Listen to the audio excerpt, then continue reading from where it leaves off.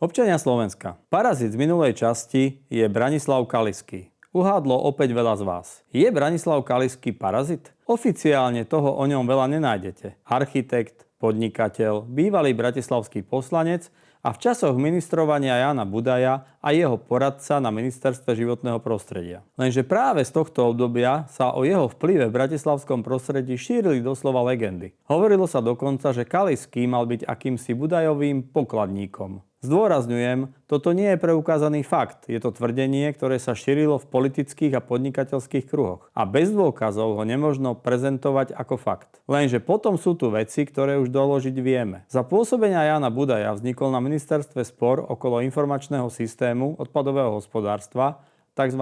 ISOCH. Ministerstvo odmietalo niekoľko mesiacov platiť faktúry za prevzaté softverové dielo. Spor nakoniec skončil tak, že štát musel zaplatiť nielen faktúry, ale aj 100 000 eur navyše.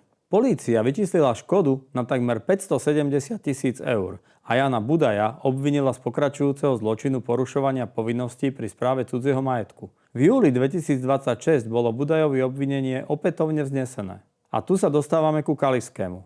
Podľa informácií, ktoré kolujú o vtedajšom fungovaní ministerstva, mal mať Branislav Kalisky na rozhodovanie rezortu značný neformálny vplyv. Nenašiel som však dôveryhodný verejný dôkaz, že práve Kalisky rozhodol o nezaplatení faktúr ISOCH, alebo že bol za toto rozhodnutie zodpovedný. Preto by bolo nepoctivé povedať, Kalisky spôsobil štátu škodu 570 000 eur.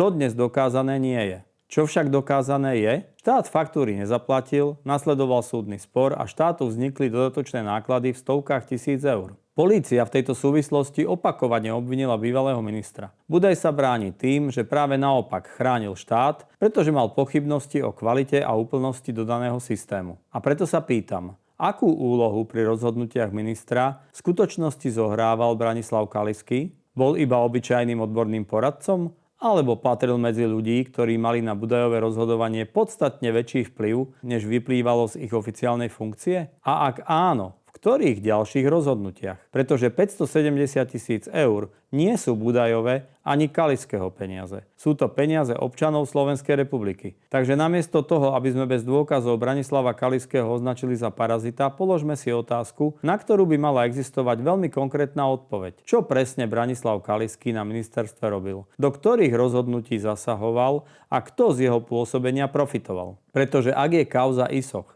iba povestnou špičkou ľadovca, potom stojí za to pozrieť sa aj pod hladinu. A teraz hádanka. Kto je ďalší parazit? Je osoba v zákulisí, ale podľa fotky by ste ho ľahko spoznali. Takže úloha je zložitejšia. Kto to je a komu robí tzv. Pokladníka?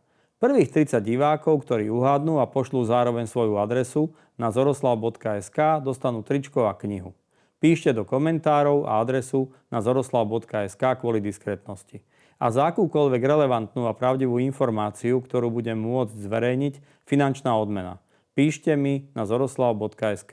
A ešte chcem dodať, že sudcovia špecializovaného trestného súdu, Najvyššieho súdu a Ústavného súdu, ktorí nerešpektujú zákony a ustalenú judikatúru, musia byť disciplinárne alebo trestnoprávne potrestaní a zbavení sudcovských talárov. Pekný večer prajem.